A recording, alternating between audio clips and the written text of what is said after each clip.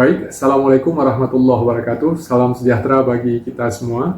Perkenalkan, saya Nazar Muhammad, salah seorang dosen tetap di program studi pendidikan profesi guru, Fakultas Keguruan dan Ilmu Pendidikan Universitas Syekh Kuala.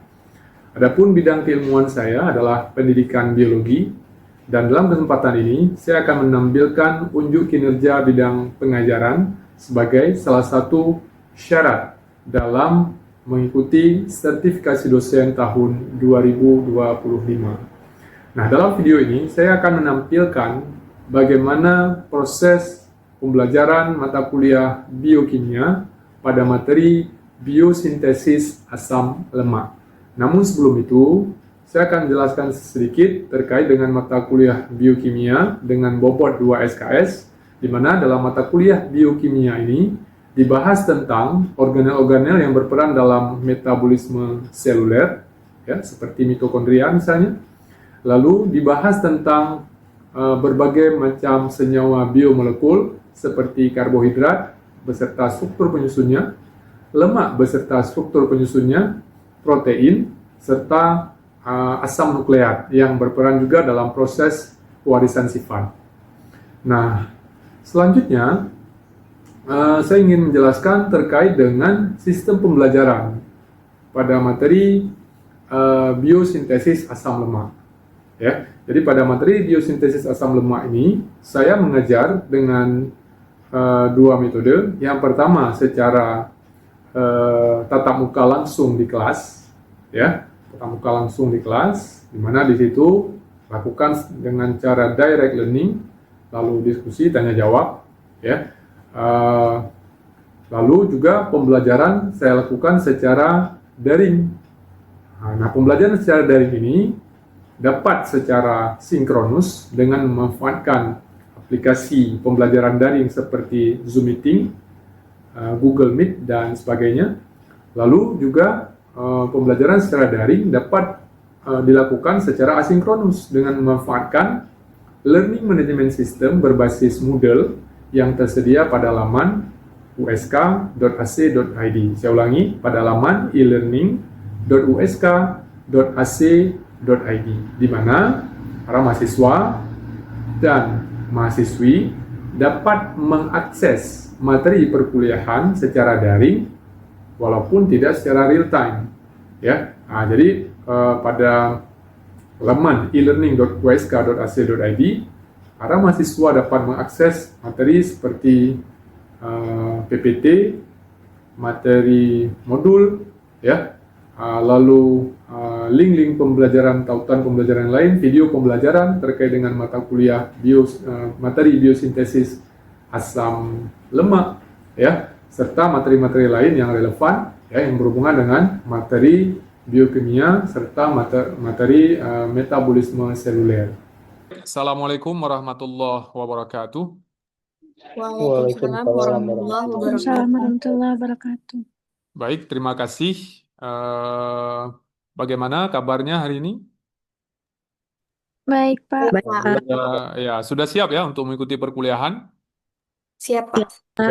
Oke. Nah, sebelum kita memulai perkuliahan, ya, saya ingin pastikan dulu bahwa Anda sudah melihat RPS atau gambaran perkuliahan pada laman e-learning? Sudah ya? Sudah, Pak. Oke. Nah, selanjutnya, ya, saya akan menampilkan laman e-learning, ya, laman e-learning perkuliahan biokimia metabolisme lipid, ya, atau metabolisme lemak yang terdiri dari katabolisme lemak dan anabolisme lemak. Nah, anabolisme ini disebut juga dengan biosintesis. Sama ya? Nah, jadi anabolisme itu sama dengan biosintesis, ya. Nah, melalui pertemuan kita terkait dengan materi yang sudah saya sampaikan tadi, ya, maka, ya, saya kan tadi sebelum kuliah ini dimulai, saya sudah mengirimkan satu buah pertanyaan berbasis kasus, ya, di mana pertanyaan tersebut akan kita diskusikan sebentar lagi. Gitu ya. Oke, boleh saya minta kesediaannya Dara untuk membacakan soal yang tadi saya kirim?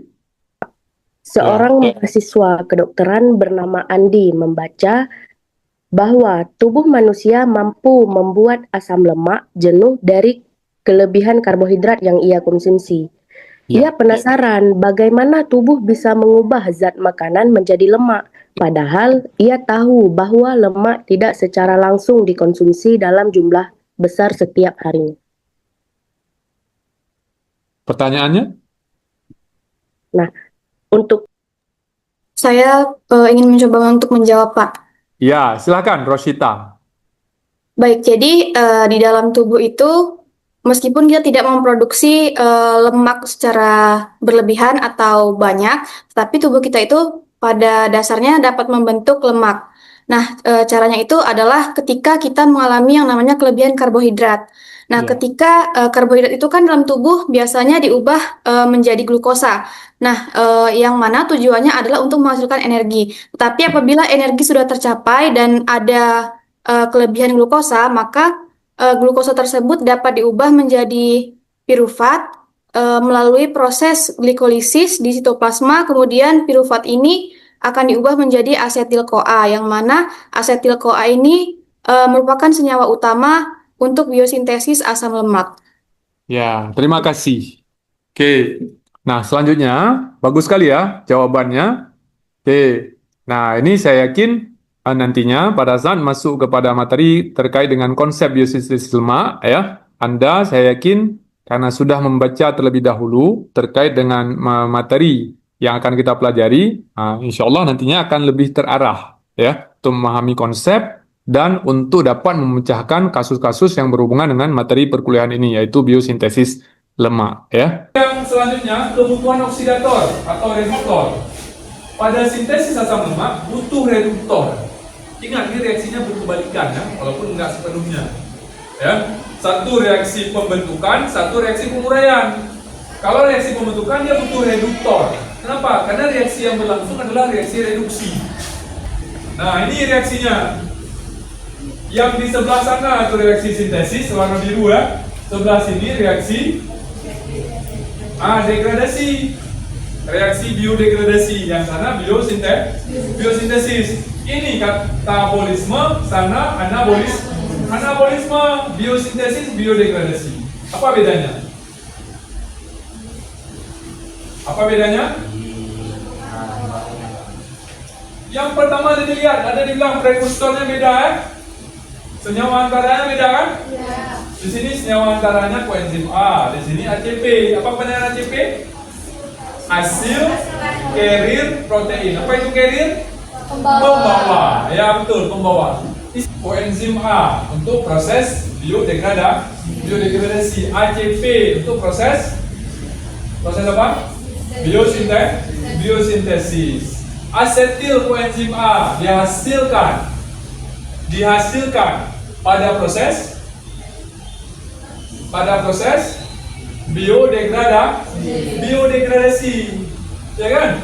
Malonyl koenzim A dihasilkan pada proses biosintesis. Dua hal yang berbeda kan? Coba lihat tanda panahnya beda arah nggak? Beda arah. Kalau yang sintesis lihat arahnya tuh. Yang biodegradasi semakin ke bawah semakin banyak atau semakin berkurang jumlah karbon? Berkurang, karena pada biodegradasi, ya kan, setiap melepaskan satu asetil koenzim A berarti ada 2 karbon yang lepas. Betul ya? Kalau pada biosintesis, setiap penambahan malonyl koenzim A berarti ada bertambah 2 karbon. Kalau ini lepas, kalau ini nambah. Itu konsepnya. Paham? Kita fokus ke biosintesis. Nah, biosintesis asam lemak. Ya, biosintesis sebagaimana biodegradasi juga ada 3 tahap. Ada berapa tahap? 3. Tahap yang pertama namanya biosintesis asam lemak dengan asetil-CoA.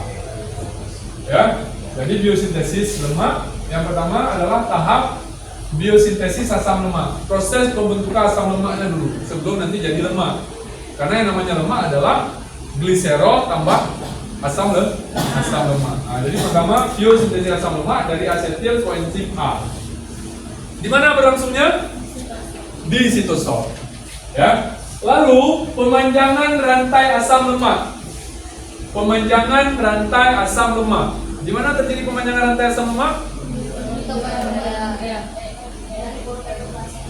Ya, dapat terjadi di mitokondria, dapat juga terjadi di retikulum endoplasma, endoplasmic retikulum yang halus. Ya, di retikulum endoplasma halus. Sudah. Bagaimana proses pemanjangan rantai asam lemak? Bagaimana proses pemanjangan rantai asam lemak? Bagaimana?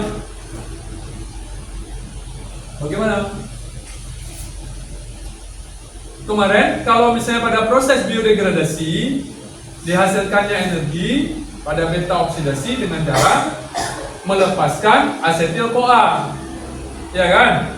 Melepaskan asetil-CoA ya, atau melepaskan 2 karbon dalam bentuk asetil-CoA. Ya enggak? Kalau misalnya pada biosintesis asam lemak, gimana caranya? Ya, penambahan 2 karbon dalam bentuk malonil CoA yang tadi. Ya kan? Itu dia. Cara pemanjangan berarti dengan cara penambahan rantai karbon. Kalau pemutusan berarti dengan cara pelepasan rantai karbon. Itu dia kebalikannya. Yang terakhir, proses biosintesis lemak adalah disebut dengan desaturasi. Apa itu desaturasi? Paham ya? Desaturasi adalah proses penggabungan asam lemak dengan berbagai macam asam lemak lalu gliserol menjadi sebuah lipida. Itu namanya desaturasi. Paham ya? Oke. Nah, lalu biosintesis asam lemak ya, dia itu membutuhkan malonil CoA sebagai substrat. Ya, membutuhkan malonil CoA. Nah, lalu di sini karena dia biosintesis, anabolisme atau asimilasi, maka menyerap energi dalam bentuk ATP, membutuhkan ATP. Kalau misalnya pada reaksi biodegradasi, dia melepaskan ATP ke lingkungan, menghasilkan energi, melepaskan ATP. Nah, itu yang minggu lalu. Kalau misalnya biosintesis, menyerap energi, membutuhkan ATP. Gimana? Paham ya? Kebalikannya. 16. Ya, ada 16. Jadi setiap asetil-CoA ini nanti diubah menjadi malonil, ya kan? Setiap itu dia punya 2 karbon. Ini ada 8 nih. 8 kali 2? 16. Jadi sebuah asam palmitat ya, setelah mengalami serangkaian proses biosintesis ya, itu dia terbentuk dari 16 karbon yang berasal dari 8 buah asetil-CoA yang mengalami perubahan menjadi malonil koenzim A. Sebagaimana yang disampaikan sebelumnya, butuh ATP. Nah, makanya di sini ada tambah ATP. Di kelas. Ya. Oke, lanjut. Jam berapa nih? Lanjut ke reaksinya. Ya, kita langsung ke reaksi detailnya saja ya. Nah, tahapan sintesis asam lemak. Yang pertama, reaksi awal. Awal. Nah, reaksi awal. Yang pertama, reaksi awal. Karboksilasi gugus asetil menjadi malonil. Apa itu karboksilasi?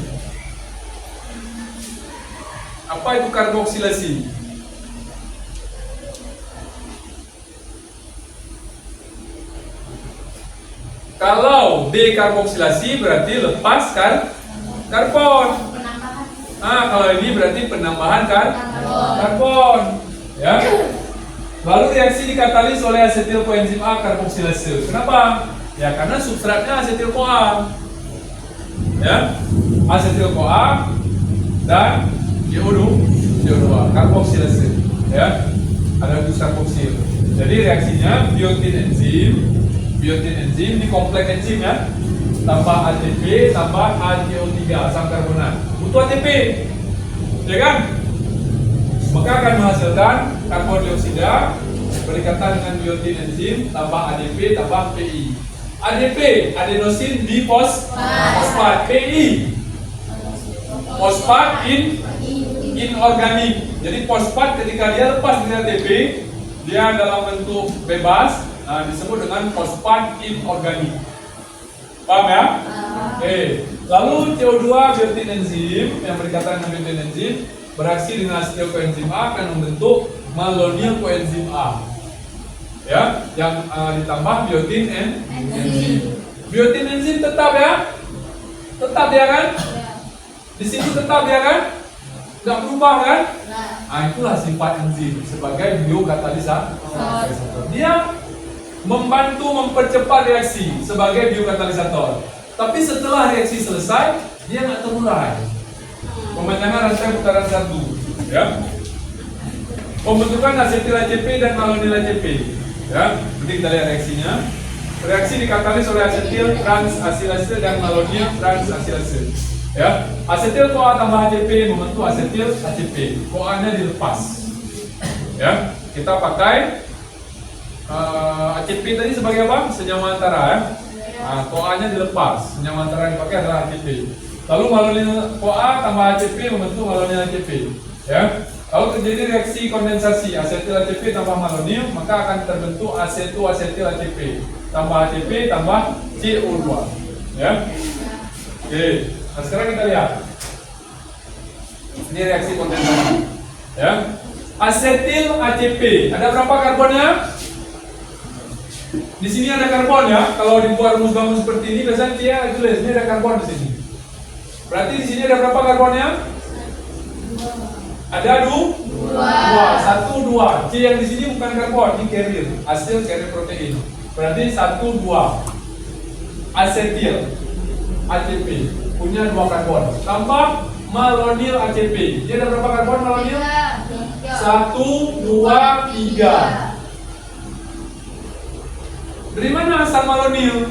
Malonyl berasal dari asetil ACP yang mengalami karboksilasi,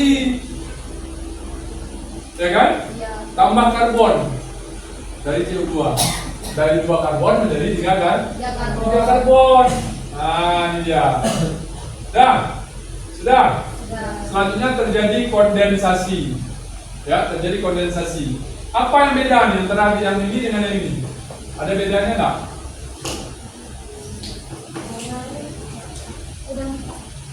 Jadi berapa karbonnya? 1, 2, 3, 4. Dari mana karbon 4? Di sini ada 3, di sini ada 2. Jadinya 5 kan? 5 kurang 1 nih kan? Tinggal 4. 1, 2, 3, 4. Ini bacanya apa? CH3. CH3. Jangan lagi baca H3C. CH3. Ya. Di sini ada O, kata rangkap ya. Dan ada S. Ya. Karena ada S inilah maka namanya asetil ya. ACP. Ya, ACP. Enzimnya apa? Sesuai substrat. Substratnya asetil dan malonyl. Berarti asil malonyl ACP condensing enzim. Atau boleh juga asil malonyl ACP kondensase. Tapi biasa jarang disebut kondensase. Ya, condensing enzim artinya apa? Substratnya asetil dan malonyl ACP, prosesnya kondensasi tambah akhiran ase atau buat di ujungnya enzim. Asil malonyl ACP condensing enzim. Itu enzim untuk proses reaksi yang pertama, kondensasi. Reaksi yang kedua adalah reduksi gugus keto pada C3 menjadi gugus metilen. Ya, reduksi gugus keto artinya gugus yang mengandung keton ya menjadi gugus metilen. Jadi yang pertama acetoasetil ACP direduksi menjadi 3 hidroksibutiril ACP. Reaksi ini butuh NADPH. NADPH itu sebagai apa? Pereduksi. Dia juga energi. Ya. Lalu dehidrasi 3 hidroksibutiril ACP menjadi krotonil ACP. Merupakan trans delta enoil ACP. Lalu yang ketiga, reduksi krotonil ACP menjadi butiril ACP dengan menggunakan senyawa pereduksi NADPH yang dikatalis oleh enzim enoil ACP reduktase. Nah, kita lihat aja reaksinya langsung. Oke, reduksi yang pertama. Coba lihat. Sudah dengar suara saya? Dengar? Dengar? Dengar? Ya, bagus, mantap. Ya, berarti saya masih kuat orangnya ya. Nah, sekarang kita lihat reaksi reduksi acetoacetyl ACP menjadi D3 hidroksibutiril ACP. D ini dexter. Ya. 3 berarti letak gugus hidroksinya. Gugus hidroksil. Ya. Ini acetoacetyl ACP. Berapa karbon? 1 2 3 4. Ya. Di sini di 3 hidroksibutiril ACP berapa karbon? 1 2 3 4. Oke. Acetoacetyl ACP perlu energi pereduksi. Nah, ini reduktor tadi istilahnya. Reduktornya namanya NADPH. Masuk, keluar NADP plus. H-nya kemana? Coba lihat di sini ada 2 H-nya. Ya kan? Iya. Di sini H-nya tetap ada 2. Di sini jadi tambah 1 H dari sini asalnya. Sini nggak ada lagi H-nya. Paham ya? Sudah. Kenapa namanya 3 hidroksibutiril? Karena pada atom C nomor 3, 1, 2, 3 terdapat gugus hidroksil. Nah, itu asal muasalnya. Cara memahaminya gitu. Ya. Jadi kita jangan ketika lihat nama seperti ini, lihat rumus bangun seperti ini, langsung menyerah kita. Give up. Jangan. Ya, don't give up. Ya, keep spirit. Don't give up. Banyak-banyak baca. Dan nama enzimnya apa? Nama enzim, konsep nama enzim adalah nama substrat tambah akhiran ase, atau ada juga enzim nama substrat tambah nama proses tambah akhiran ase. Substratnya ketoasil. Kenapa ketoasil? Karena ada gugus keton. Ya kan? Reduktase, prosesnya reduksi. Itu dia. Lanjut. Ya, ini prosesnya berlanjut nih antara satu proses dengan proses sebelumnya saling terkait. Nah, kalau nggak ada proses sebelumnya tadi, ini nggak terjadi. Kalau nggak ada kondensasi tadi, ini nggak terjadi. Ya, nah proses selanjutnya adalah reduksi gugus keto. Maju lagi ya. Nah, yang selanjutnya adalah pemanjangan rantai. Oh, ya. Dehidrasi. Coba lihat dehidrasi. Coba lihat, ini sama nggak nih dengan ini?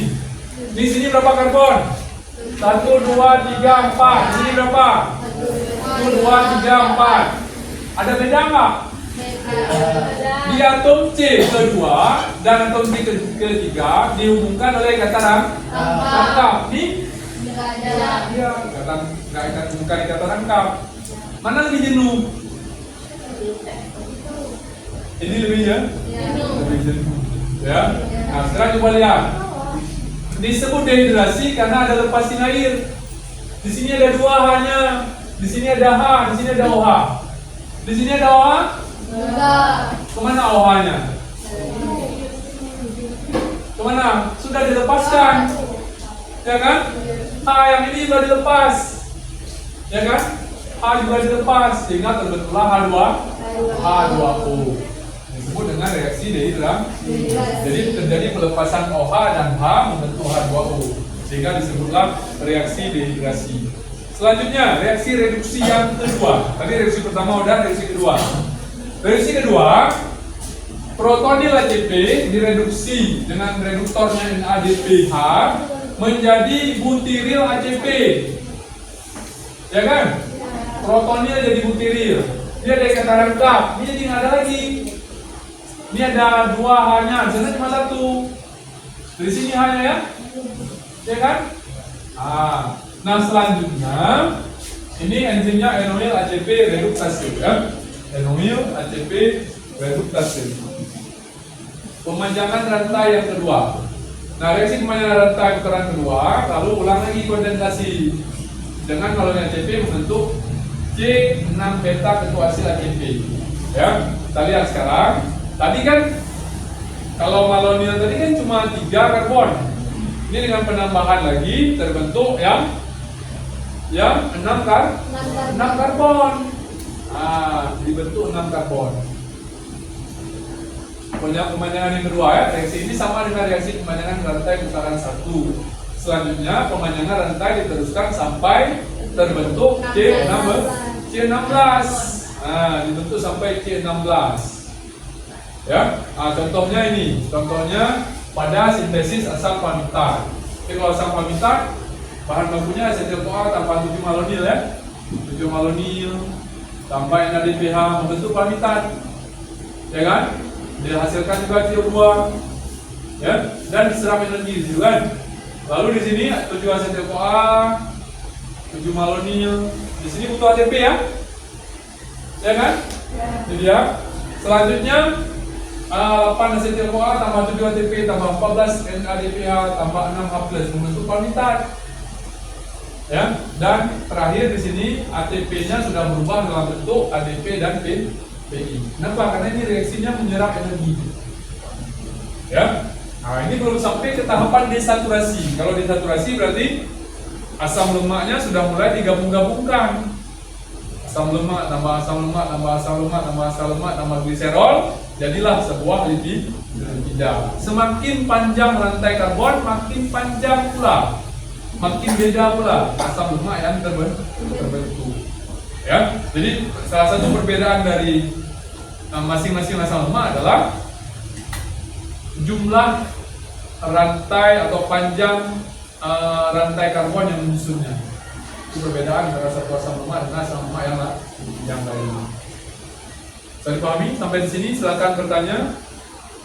Sebelum kita padahi, silakan bertanya. Sudah selesai.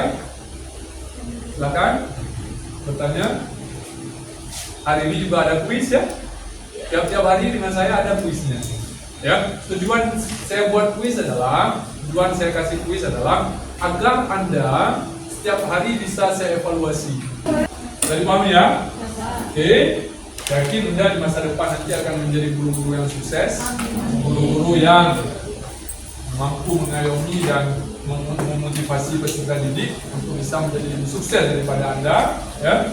Semoga ke depan kita semua ya dari amal kita mengajar siswa, yang dalam mengajar itu tentunya kita bukan cuma melakukan drilling materi pembelajaran, tapi kita juga menanamkan nilai-nilai akhlak, menanamkan nilai-nilai kepribadian yang baik melalui uswah atau contoh yang kita berikan kepada para siswa. Ya, semoga itu nantinya bukan cuma menunjang karir kita ketika kita hidup di dunia, tapi juga mudah-mudahan itu bisa jadi sedekah jariah. Ya, yang nantinya menjadi pemberat timbangan amal kita pada saat kita menghadap Sang Pencipta. Demikian, billahi taufiq wal hidayah. Assalamualaikum warahmatullahi wabarakatuh.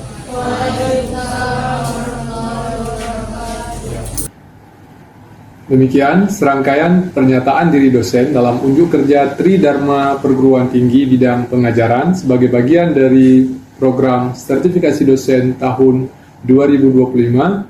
Demikian saya ucapkan terima kasih. Assalamualaikum warahmatullahi wabarakatuh.